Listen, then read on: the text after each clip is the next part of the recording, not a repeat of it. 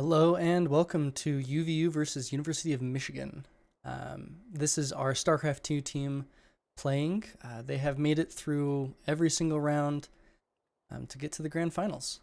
These games were played several months ago, but just due to time constraints, we weren't able to cast them until now. But here we go.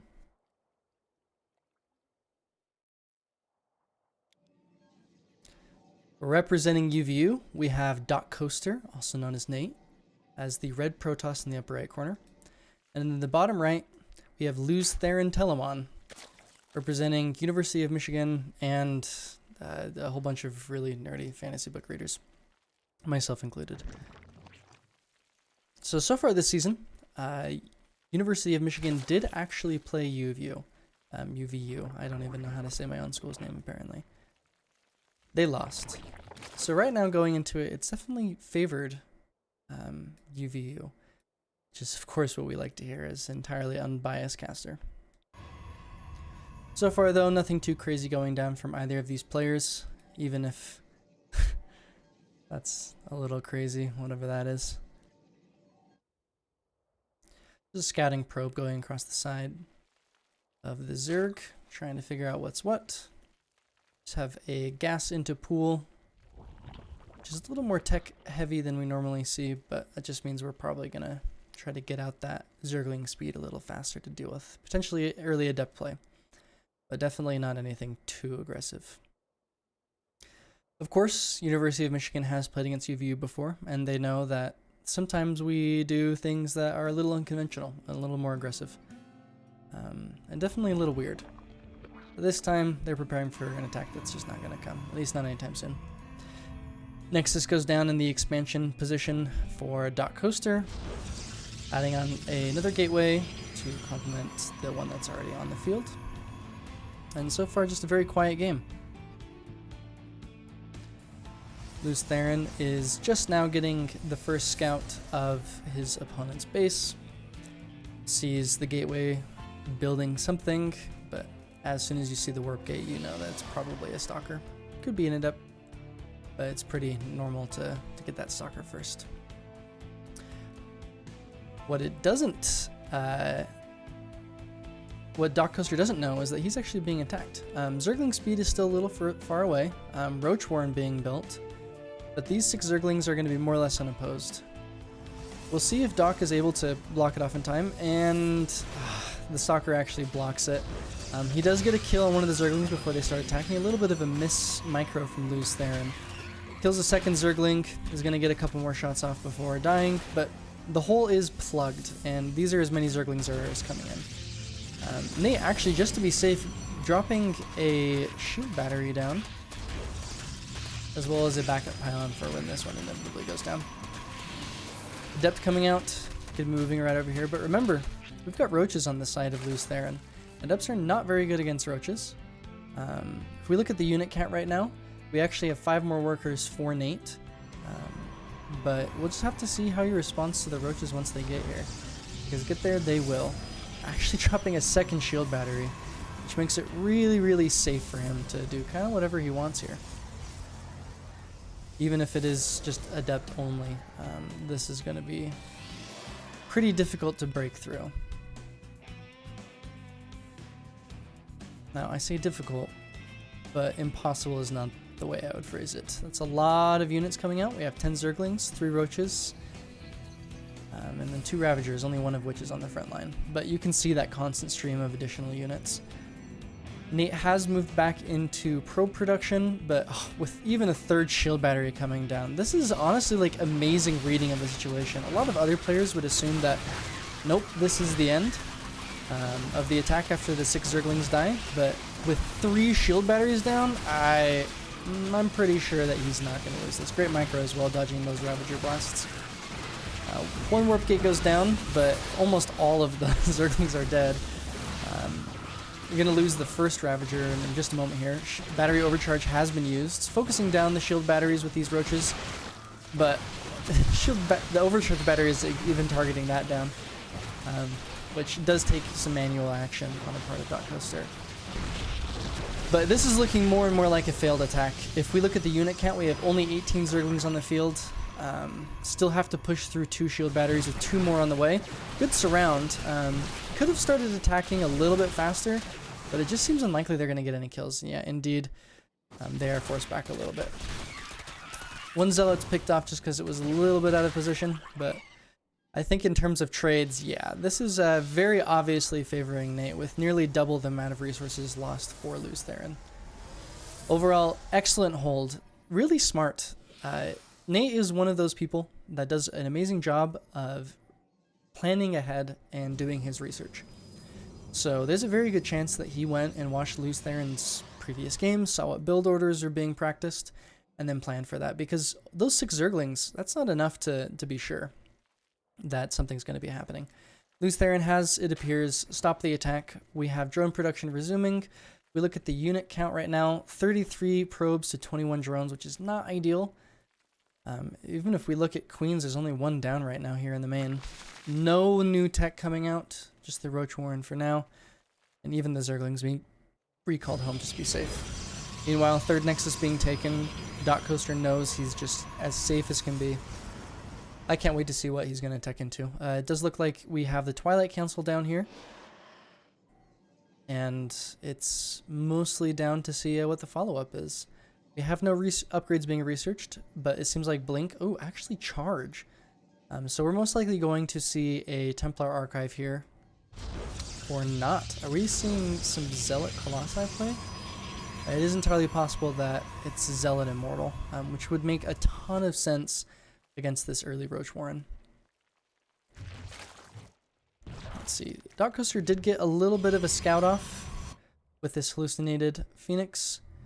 Does look like all of the tech buildings have been seen, so he knows that there's no tech switch coming out. Yeah, I do believe this is going to be Immortal Charge Lot, which is a pretty terrifying thing to try to face. 3 base Immortal Charge Lot versus 2 base Zergling Roach. And we even see 14 more Lings coming out. This is pretty aggressive. Only 22 workers built total for Luz Theron. This next attack has to do serious damage or it's simply game over. Does he even know that? Oh, he does know that there's a 3rd base. But I'm pretty sure this is just not going to happen. Yeah, we do see the first Immortal being made. Yeah, it just seems very unlikely that this is going to happen. In terms of structures, we have 4 warp gates up. That's constant reinforcements. But here we go. Luz Theron definitely has to take this if he wants to have any chance in the map. Battery overcharge being used, and really no micro necessary. That battery overcharge is just dropping through. Awesome force fields actually keeping the core of the units alive. 2 more Stalkers go down. If we look at the army supply, Luz Theron is technically leading, but now it equals out. These charge lots is doing work. And with the Immortal arriving with only Ravagers left, yeah. He actually might be able to snipe this one. Oh no. Look at the unit count. There's 2 Ravagers and just Lings. And Luz Theron knows that that's it. There's not a lot you can do there. Oh, very well played by Luz Theron. Probably could have used a little more balanced play. Just spending some time reinforcing the economy instead of simply focusing on attacking. Especially when that first attack didn't really go according to plan. But you know, that kind of stuff happens. Sometimes you have a game plan in mind, the other person holds, and you're just playing from behind. There's not a ton of things that really could have been done in that situation. I mean, I know I personally would have struggled. But with no break, we're just going to go straight into that game 2. This game, we have Super Ninja Starcraft representing University of Michigan, a Diamond player, versus Junie, a Masters player, representing UVU, also repping the slightly disconcerting clan badge. But that's fine. Now, in terms of weird things, this is a stupid early scout. If it even is a scout. I hope, yes, you're not even going towards the enemy base. This is going to build a barracks as soon as this supply depot finishes. Also, as a heads up for those of you watching, this is a best of 7. So the first team to 4 wins takes it all. But we have that barracks going down. Gateway going down for Super Ninja and a double gas opening. Double gas is not very good when you're being cheesed. It's a little bit of economic resources devoted to something that you don't really have time to waste on. But Super Ninja is sending that scouting probe out, and as soon as it hits the base of Junie, we're going to see, well, there's nothing there, and I think Super Ninja is going to immediately react.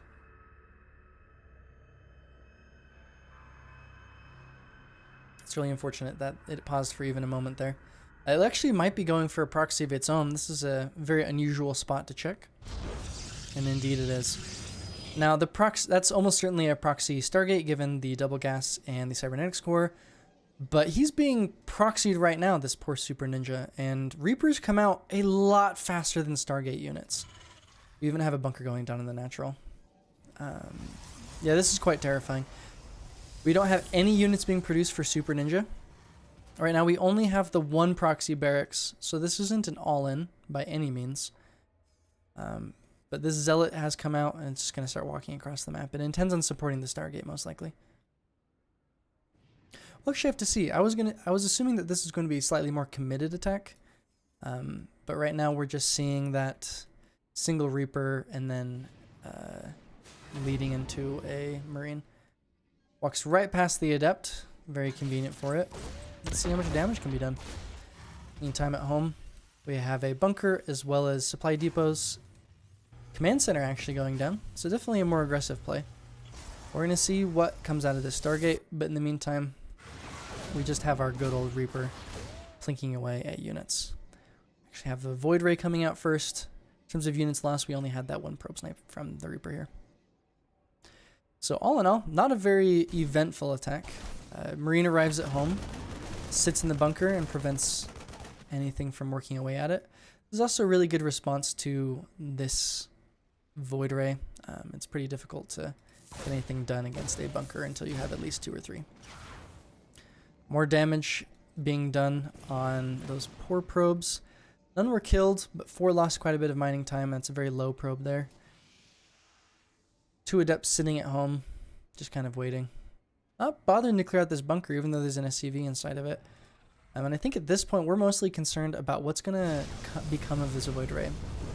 Junie does see it, and is responding with, it looks like a tech lab on the factory, trying to get at a Cyclone. It's more of a question of, will it be out in time and be able to have the numbers necessary to deal with these, just because these Void Rays have been started producing earlier. Focusing down SCVs, which is a little questionable when there's a bunker right beneath you. Taking some damage there, but with the 2 shield batteries, it's not too big of a deal. The fact that this came up is really concerning for Junie.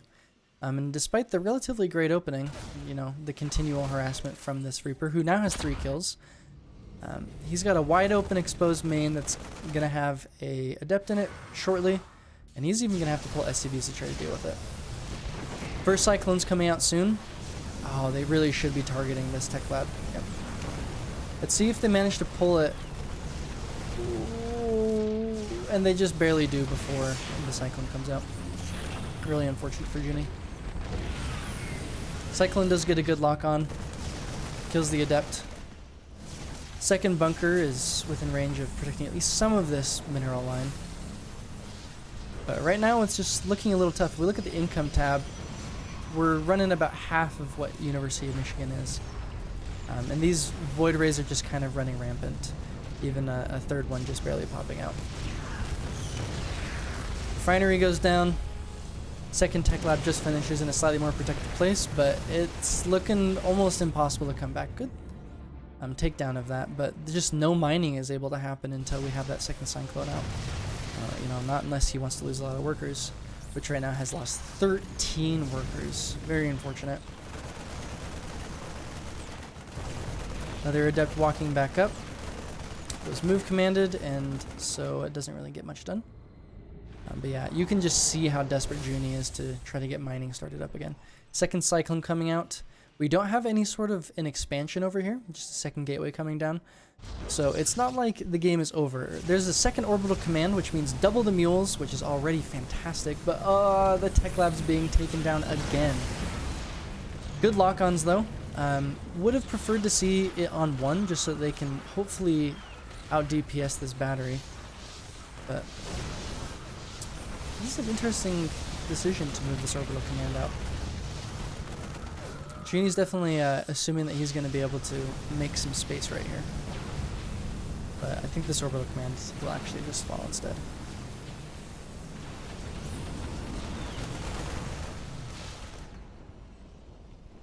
Just barely manages to save it with that Cyclone. Right now, in terms of production abilities, we got 4 barracks coming out for Junie. It's just right now really limited on how many minerals he's got. Third Cyclone coming out. So far, he's actually done a great job of keeping them alive. 1 did go down, but in this kind of situation, it's almost inevitable. This barracks does get taken out. But there's a lot of Marines on the field right now, and Void Rays, while they're technically capable of killing them, aren't necessarily the best choice. There's a lot of batteries coming down here as well. Saving grace for Ninja though, even if the battle on the front hasn't quite killed his enemy, we've actually stabilized on supply counts. But this second base is going to be really, really helpful.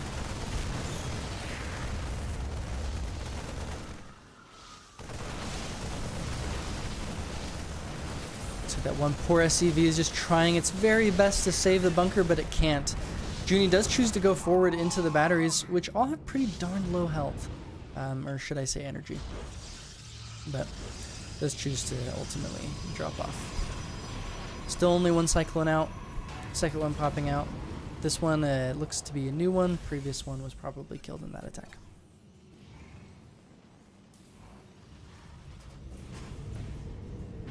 It is really commendable how well Junie has been able to hold off this attack.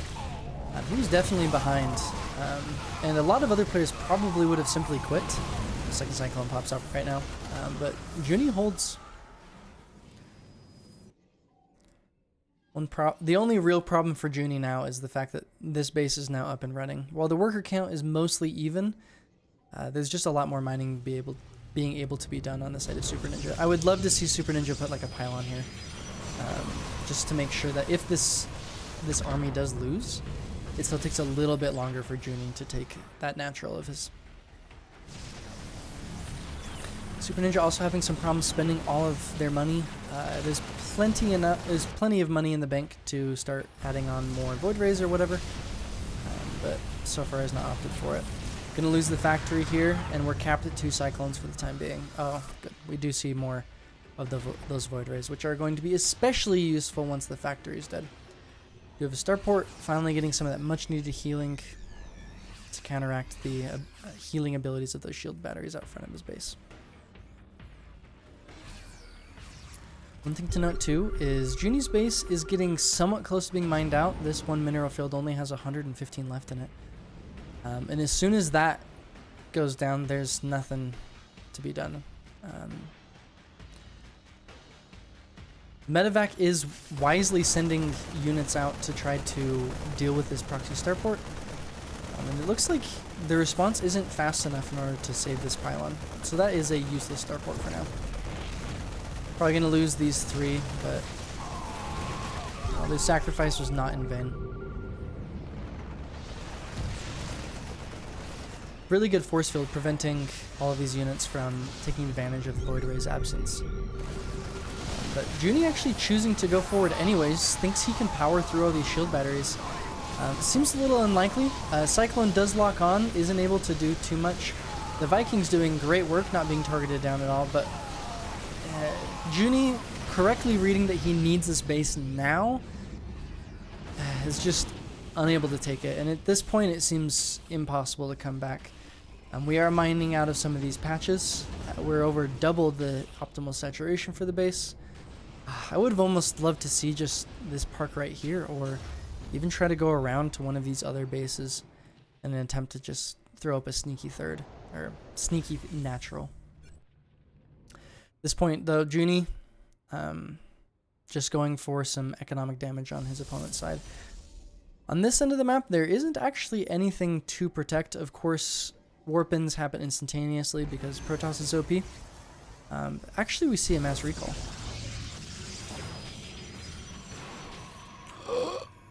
Blink is finished, so okay, yep, he does take the singular Cyclone out. We have a siege tank on deck that's going to help with shelling away these. Actually, this is pretty good. I mean, the whole army's dead of Junie. I don't know why this keeps jumping around, this poor camera. Oh, and Junie doesn't even take advantage of the opportunity to push at these. Yeah, and the army's nearly back at this point, so it seems unlikely anything's going to come of this. Maybe Junie is hoping for one miracle engagement with some really good siege tank shots. But at the moment, it seems unlikely that this is going to work. Man, if that siege tank was just right here and able to target that pylon, all of these would have been rendered useless. But unfortunately, it's not what we see initially. This one may be just in range. Looks like it's not, but they're going to be able to clear these out anyways. I'm actually really surprised at Super Ninja's reluctance to fight there. If we look at the unit count, we only have 11 Marines to 18 Stalkers. And those sentries as well. Granted, isn't really a response for the siege tanks, but it just feels like even trading unevenly would be helpful in this situation. But choosing to come back now, and maybe the timing is just perfect because there's a medevac that's a little out of position. We got to scan. Oh, this is just so... If that blink had been in on top of the siege tank, the game would have been over. There's nothing that they possibly could have done. But this is just really, really safe play from Super Ninja. There's certain things to be said about playing it safe, but sending 20 Stalkers to try to intercept a medevac with 8 Marines in it, or 6 Marines in it, just doesn't feel worth it. Third base for Super Ninja coming down.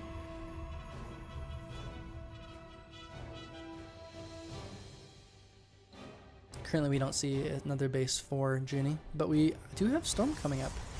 It's an interesting response. This is pretty early for Storm, but Super Ninja, thinking that some splash damage could do his army good, opts for that as the next move. The reason that I don't super love Storm in this case is partially because I know how good Junie is with ghosts, and EMPs make it so you can't use Storm at all. But, you know, sometimes it's just what makes the most sense. We do have a drop, which is getting some kills. Unable to prevent the Forge from finishing its upgrade. Stalker's going to come in and immediately murder everyone. Does kill the Forge. It's pretty lucky. And without a second Forge, which there is most certainly not, that's going to be a little bit before upgrades can be restarted. And speaking of which, they're both on +1. The fact that Junie is on +1 now is honestly a miracle. Like, I love the tenacity.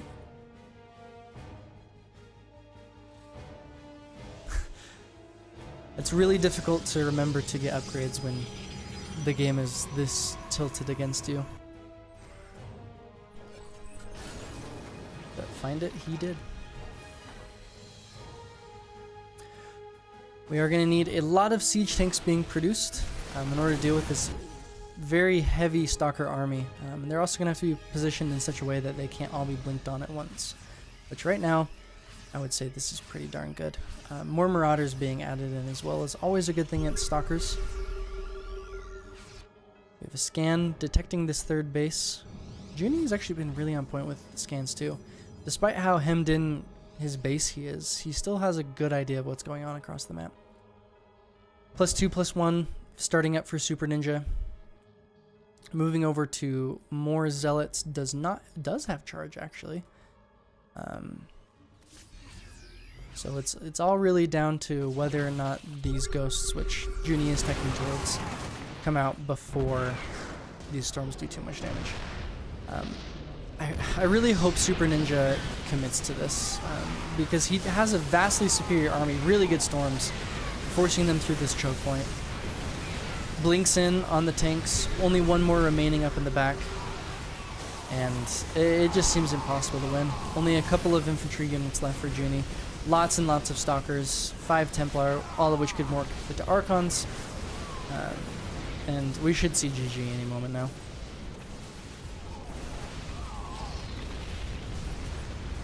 Once again, though, Junie held out for longer than should have been possible. Super well played by him. But that does bring the series to 1-1. We are going to very briefly go into a break, and then when we come back, we'll move on to Game 3.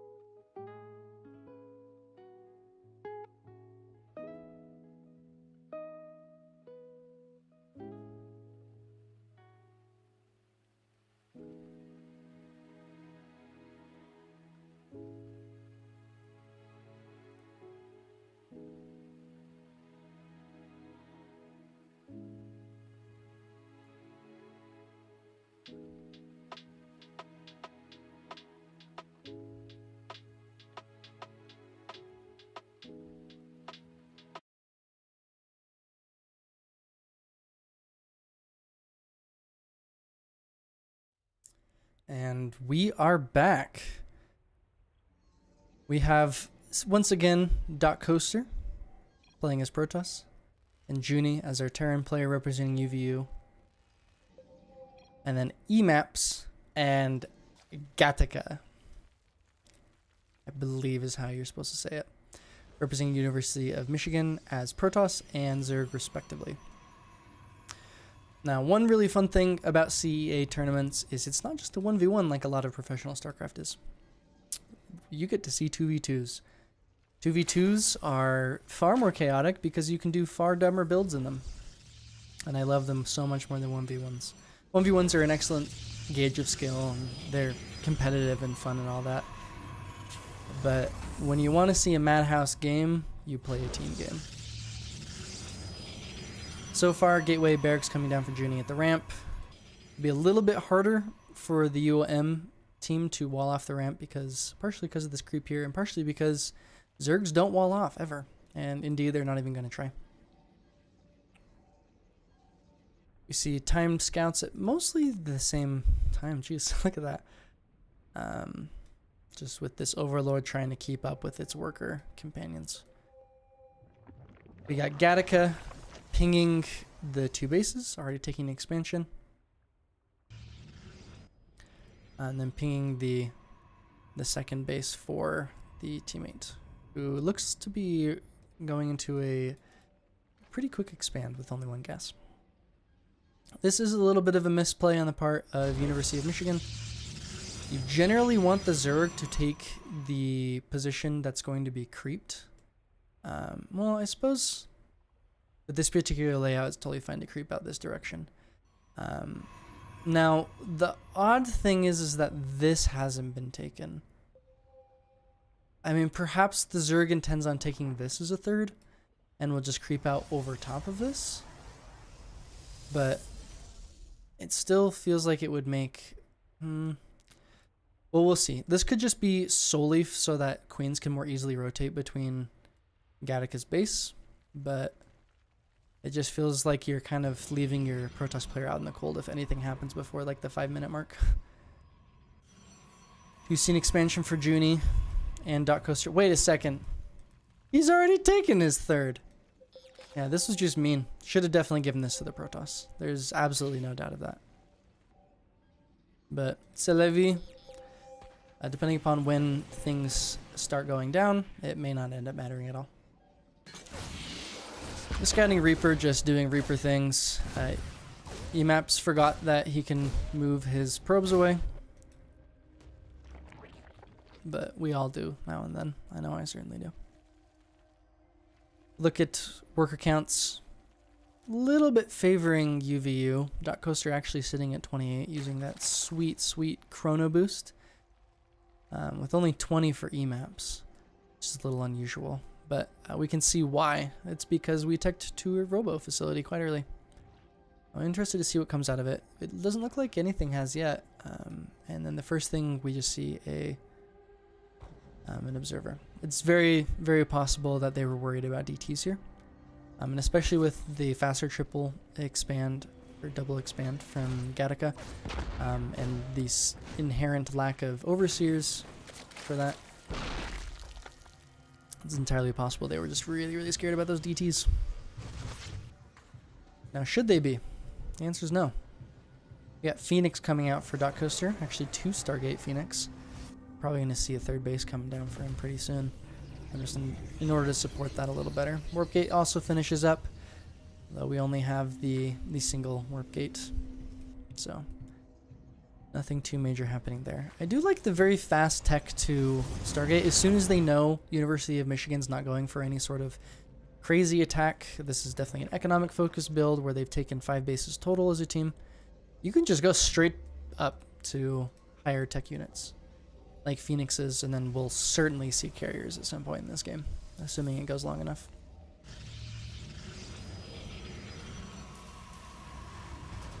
Oh, Mules just working away, getting that sweet, sweet income. Since the unit lost this game, Emaps did lose 5 probes to the Reaper of Junie, which is really, really well done. But maybe we're going to see some some lost units on the half of UVU. Do this warp prism. Now, warp prisms generally are quite terrible against phoenixes because phoenixes will just blow them up. But generally speaking, it doesn't mean we're speaking in absolutes. It's entirely possible that they get some damage done, especially because it looks like these phoenixes are moving across the map to try to get some probe kills. And it's really fun seeing 7 phoenixes already at the 5.5 minute mark. But yeah, you remember what I said about being out in the cold? How are you supposed to do anything about this? These stalkers are just going to sit here and wish they could help while probes die.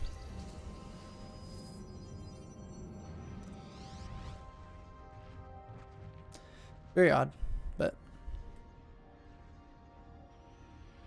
we got Junie coming to reinforce over on this side. Lots of queens in the way. With the medevacs and the pickups, they are going to be able to just power through them. We're going to see if any Zerglings come to help. And they do, but it's a little too late sort of situation. Rotating drones are getting their 4 lives ended. All they wanted to do was mine. Now they're dead. While the infantry just kind of shreds away. Good micro for Junie. Just enough to bait things out, but not too much to lose anything. If we look at units lost, he's actually only lost 4 Marines so far. That's really, really good, considering all that's been killed. And these Phoenixes are just going to town on Overlords. Now, he's got plenty of extra, so it shouldn't be too big of an issue. But, I mean, that's money lost.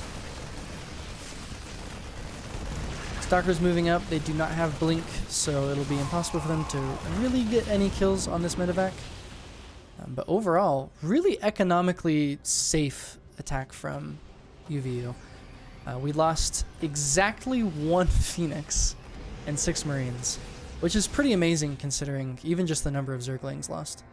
And with this Phoenix count continually growing, even a 3rd Stargate being added on, and a fleet bacon. Yeah, this is definitely playing from behind. We're at 35 workers compared to the 65 of Dot Coaster. Seems to be macroing slightly better than his opponent. Also, I want to note, this hasn't done anything. This just been sitting over here in the corner, kind of forgotten about. It would have been awesome to see a counterattack because there's nothing here.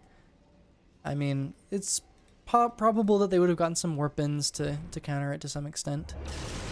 But when you're like behind like this, you just can't engage against vastly superior forces. You got to find weak points, and the weak points are usually workers who are terrible at fighting back.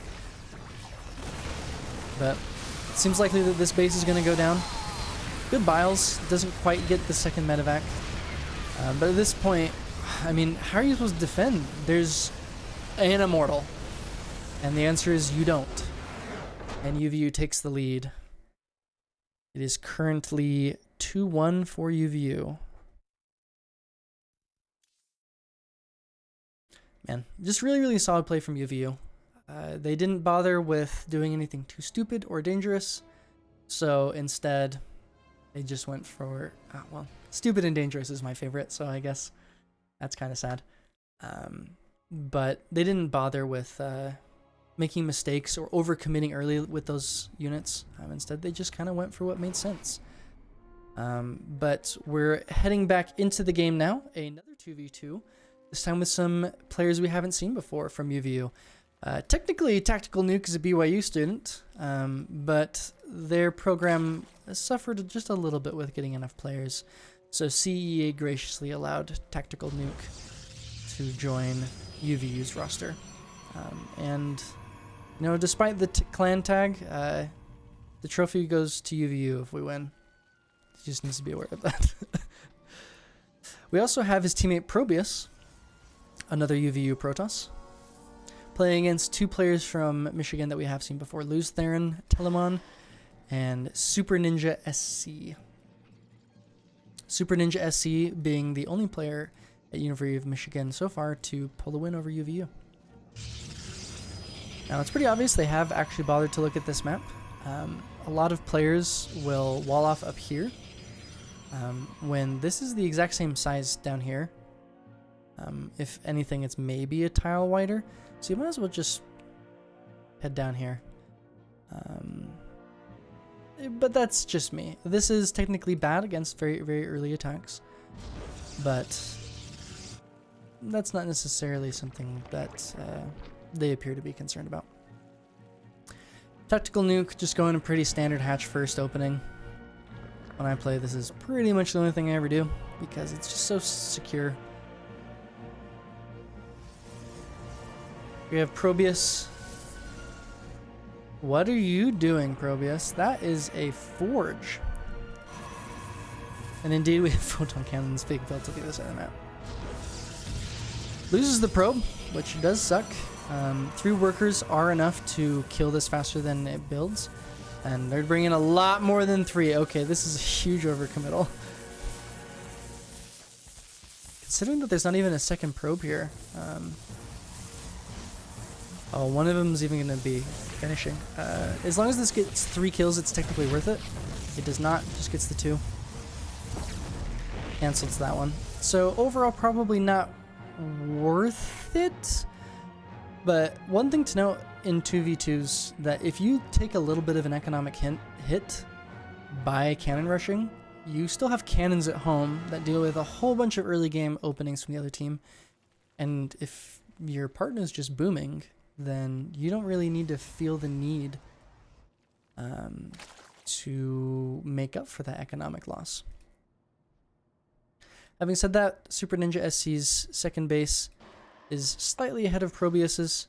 If we look at worker count, the Protosses are the same, while Tactical Nuke is slightly ahead, possibly due to the drones being pulled to deal with this. But, you know, just overall, pretty normal game so far. This is quite unfortunate having this little hole right here. Usually you want to have it closer to the interior of your base so that when they enter in, they're just surrounded on all sides. Now, here they don't really have a lot of space to maneuver, so it's not exactly the end of the world. But I would much rather slip a Reaper through here than here. Let me tell you that. Overlord being plinked away at by Probius, and it dies. Actually, even pop blocking poor Luz Theron. But with 2 of these Overlords coming out to make up the difference, it'll be just fine. Spine Prowler even coming up. University of Michigan is playing very scared. And I mean, there's a couple of Zerglings that come up here, but I mean, you don't need the Spine Crawler for that. Even third base coming down for Tactical Nuke. Yeah, I hope this gets canceled. That's mad, unfortunate. Does look like the Zerglings are going to catch 2 of these Stalkers out. Slowlings come up to kind of help. There's just enough to force them back, but it forces them back right into a hatchery, and they're definitely going to have to respond if they want to save this. Actually, lots of Zerglings being lost there. 7 overall going down. I would call that definitely worth it. I'm surprised that those Slowlings were able to do anything, but now Metabolic Boost is finished for Tactical Nuke, so that's not going to be a problem anymore. No third base coming out. Let's look at University of Michigan's tech. So far, we just have a Twilight Council for both sides. But we do have a Robo facility that looks like it just finished up. Again, for an observer. Man, just really just afraid of invisible units. In this case, you see we got the Zerglings that just slip in right past the Spine Crawler. And since the Zerglings do outnumber them slightly, as long as they avoid these roaches, which indeed they do, they're going to be just fine. They go straight into the mineral lines. Especially this Protoss player is going to find that really difficult to deal with. In the meantime, we have some Stalkers just doing their thing at front. Zerglings come in. Hopefully they completely ignore all of the units at the front and instead just opt to kill workers. Over here, there's actually no response. The probes haven't even been pulled. Oh no, Super Ninja SC. Zerglings are also still around in here. He's accidentally targeted his lair. I wonder if he notices. Oh, Luz Theron, you're killing your family just like you did in the books. Sorry, spoiler alert, but it happens in the prologue for the very first one, so you can't blame me.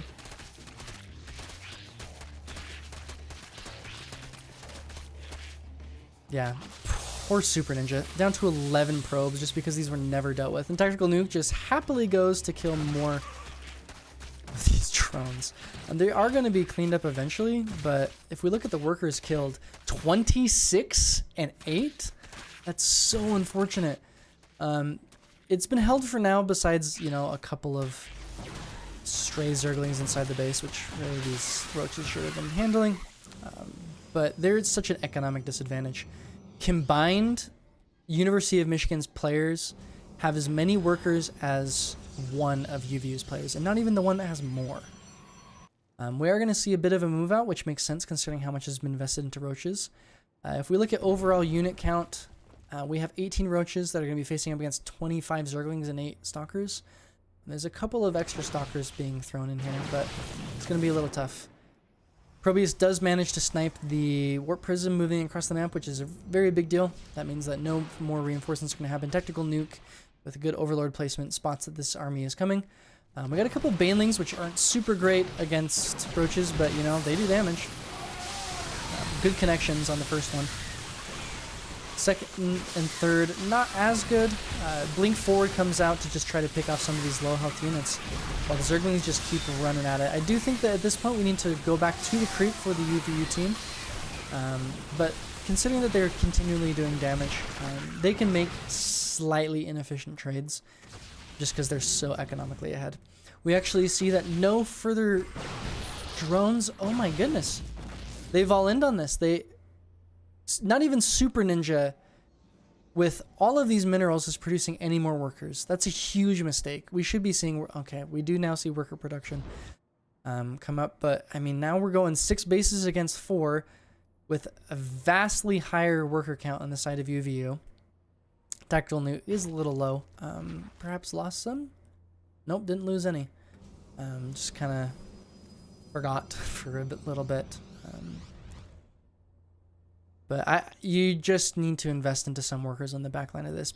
Keep up the pressure, but doing this sort of all-in behavior when you don't know you're going to be able to do serious damage is just dangerous. Yeah, seems a little irresponsible.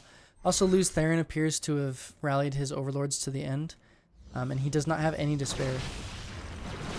So that's 2 down. One more isn't even going to get him back out of being pop blocked. So really unfortunate.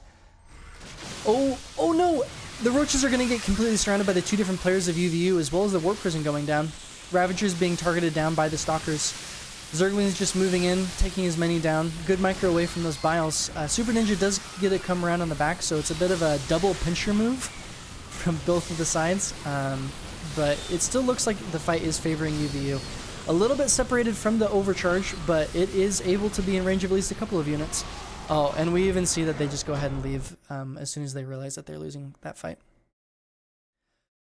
Goodness. Yeah, just a couple of economic mistakes being made by University of Michigan.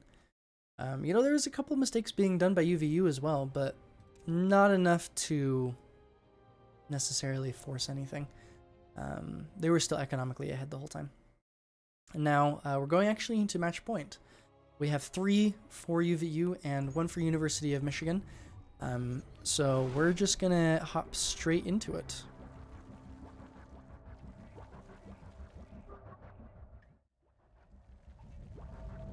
We have Luz Theron once again, with all hopes riding on him, playing as the Zerg this time in the bottom right corner. Previously played some Protoss. Might hate PvP, which makes sense because PvP is a nightmare. But we have Probius in the upper left corner. Oh man, I hope that this is some sort of a... Yeah, there's 2 probes. This is probably a cannon rush.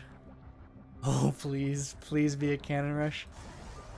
Come on, little probe, build a forge. Come on. Oh, it's a gateway. Never mind. Boo! Probius being anti-fun. And I know he loves cannon rushes so much, but he just opted not to do it this time. Which strategically probably is the right decision to do. They just barely cannon rushed in the previous game. But we'll have to see. Probe's just going to try to prevent the taking of this natural.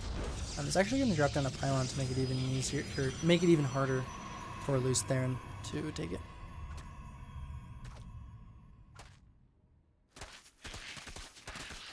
Also, I lied, didn't I? Luz Theron definitely was playing Zerg in a previous match. Silly me. I actually didn't cancel that. That's not worth it. But, no, worse things have happened. Cybernetics core coming down. Right now, just plugging that last gap. Probably going to get one more Zealot and then drop that expansion is the most likely thing. If we had seen another Vespene Geyser being taken, then perhaps something else was going to happen. But as soon as he sees all of these Zerglings come out, he knows he needs to commit more to that. Hopefully we see a shield battery here in a second. Oh, so bold moving out of that choke point. Luz Theron is playing this properly, trying to bait out the Zergling while devoting some of the units to breaking down the wall. Second Zealot comes up, so that means one can plug the hole while the other one zones, which is honestly just necessary. We still don't see a shield battery, which is concerning, to say the least. Second gateway comes up.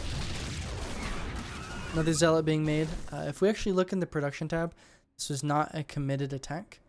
We don't have any more Zerglings being produced, so all's well that ends well, I suppose.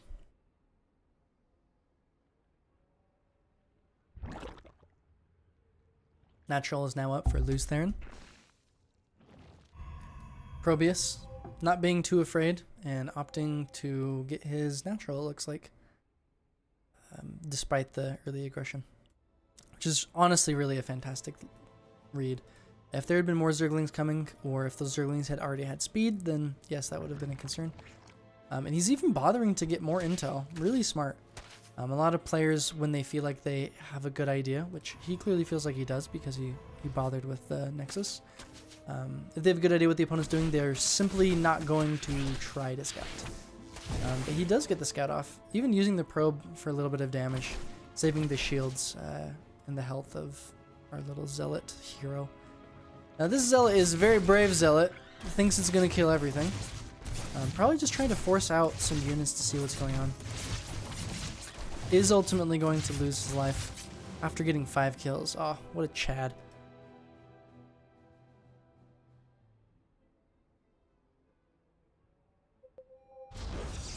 And a Twilight Cancel even coming down to the front. I would have preferred to see that right here, just because it's a lot harder for a Zerg to scout it when it's in the back of the base like that. You kind of need Overlord speed in order to do something of that sort.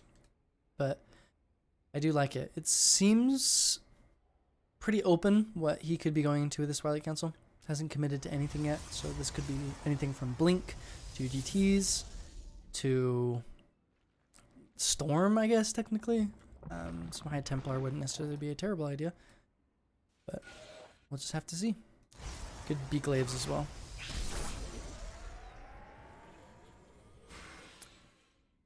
And it looks like it's going to be Charge. So most likely we're going to... Oh, Charge and Proxy Oracle? When did this happen?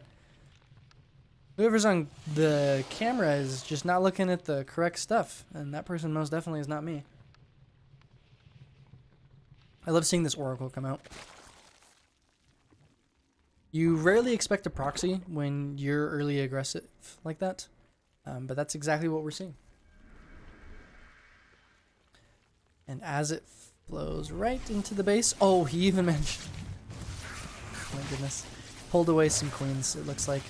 So for the Oracle has 7 kills. Ew, gross. This is the war crime Oracle. Just killing unarmed combatants left and right. Second one being chrono boosted out.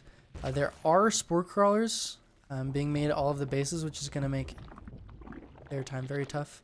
3 queens as well, all of them being pulled back for Luz Theron. So it's going to be difficult for more damage to be done, but this does mean that if Zerglings move across the map, they need to be aware there's going to be something shooting at them that they can't shoot back at. Really interesting. This Zergling just wants to see if this rich mineral field has been taken. I do like leaving one Zergling at each of these bases. Really smart. Lets you know what's going on.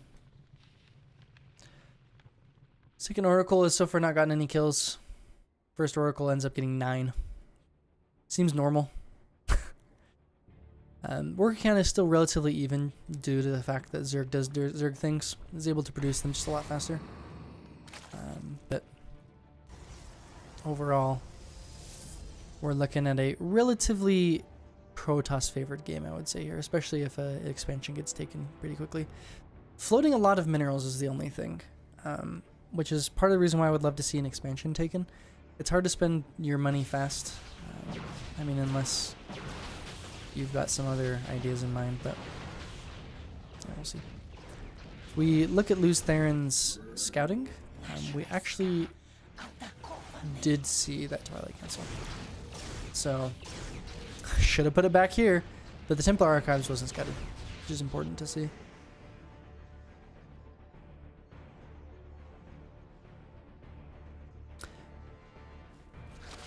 Storm coming up. And Adept just kind of hanging out on the map is getting dead. Switching to Void Rays as well, which makes sense after we've seen some of the roaches. Hydra Den coming out, which is going to be the response to the Void Rays, whether or not Luz Theron's aware that they even exist. But it will be an option to deal with once those are exposed. Zerglings have been cleared, so now Luz Theron will not know the exact timing of any follow-up. And it looks like, indeed, Probius has opted to begin mining down this wall to take a third here. Adept getting 2 kills at the front in the meantime. Stargate finally getting spotted after it has produced a Phoenix. Phoenix? That must have been a misclick. 1 Phoenix is usually not, unless he really just wants to kill overlords around the map. 1 Phoenix, 2 Oracles, and 1 Void Ray. So it built a whole 4 things. Why is he? Probably should have left at least 1 Zergling at that. Doesn't need to be out and about with that. Yeah, really interesting troop movement. We don't have the Hydra speed, the muscular augments done yet, so it's kind of scary to be off of creep, especially when you know your opponent has air units that could just come and make your day miserable. We'll see. Actually opening up their side of the map slightly more, just for easier time. But Oracle coming through, gets a reveal on the whole army. Really good map awareness, because that one was queued to go down to this 3rd base. But sees and responds immediately to the army. It's moving out. Great Storm, which is also a super good counter. 2nd Storm, not so great, mostly on a bunch of Zealots. And I think Luz Theron didn't realize he probably could have just turned around and killed him. Army size is vastly in favor of Luz Theron. Archon's even being caught out, and these are the things you don't want being caught out. This wraparound might be able to do some serious work, but we'll just have to see. Oh, good Storm there. I think Luz Theron really could have done more damage just with the 1 army that was by itself if he had committed to that. But as it stands, still has 3 times the army supply, only 10 less workers, a lot of roaches coming out. Roaches are a good response to this. They're decent against Zealots.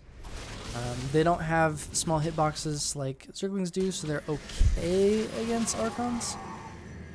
I do like it better than having too many Hydralisks. I prefer to see more of those. Managed to catch out 4 units with a Stasis Ward. Gonna make the fight a little easier. Archon, for some reason, being left behind and dies for Probius's inattention. Good Storm, though.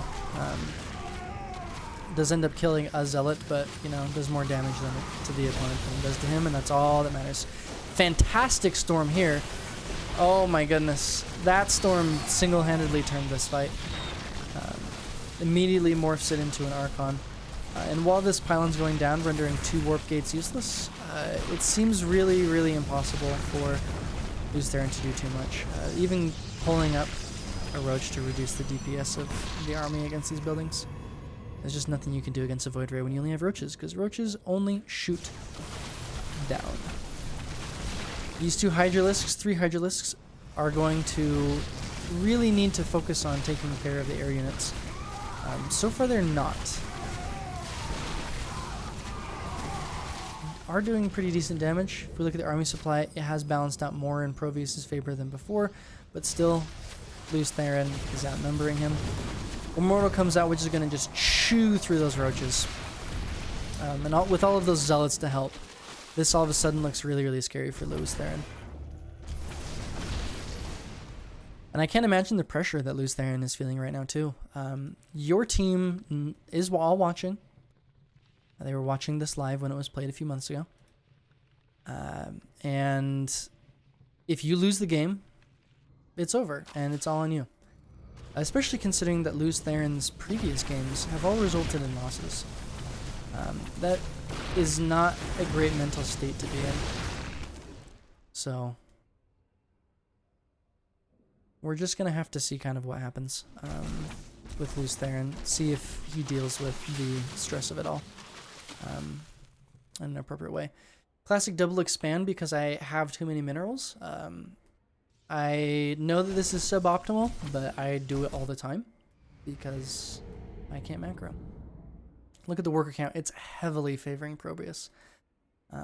These extra bases are going to help, but one of them is never even going to complete, and I don't know if he can defend this one either. Two-pronged attack, anticipating a troop movement to the north to deal with that. And so instead just kind of goes straight into the enemy base. As soon as he realizes that there are units moving to respond, walks right back out. Storm, again, was mostly... Oh, poor queen got feedbacked. We're going to see probably more feedbacks on these queens. Yep, great feedbacks. That's going to mean no transfuses. And all of these low health units are going to stay low health. We still have plenty of energy for storms, too. But we do have lurkers coming for Luz Theron. These very well might be the saving grace. They're not very good against Storm for obvious reasons. They're not very good at moving, and the whole counter of Storm is moving. But we'll have to just see how their positioning works out. Amazing Storm on these roaches. I would have liked to see that one a little further up again. We have, it looks like 6 lurkers that are forcing them back. Narcon at the front just to soak some damage.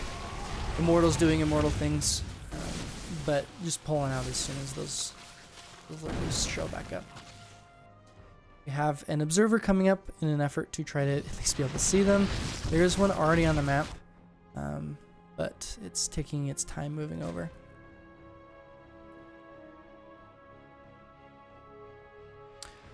Luz Theron, however, lost a lot of workers in that battle. 41. This was the most saturated base, and those storms just desecrated their holy land of mining. Which I assume drones worship minerals because it's all they do their whole life. They are born, they eat minerals, and then they die when they make a building. Was out of position. I don't think he should have been there. I thought it was going to be a minor fight, or he would at least move back, but it looks like he just didn't quite respond in time. And that's it. That's how the Grand Finals end. UVU plus 1 BYU player takes it 4-1 in a pretty commanding display. They were behind at times, of course, but they were ahead most of the other times. Really fun to watch these great guys fight, and I just know, Probius moves back into their chat. Everyone's waiting for him. Just cinched the last game with a massive population lead. And everyone's just hyping him up because he did it. It's always really fun to see that kind of stuff happening. Wish we could have done it live, but alas, the Coporate Esports Association, which is the organization that sponsors this collegiate-only tournament, they don't remember when finals are and often schedule them in times where it's difficult for casters to go and do casting things. But they're great, and, we always appreciate seeing them do things. So once again, UVU takes it 4-1. Excellent work by all of them, and we will see you next season.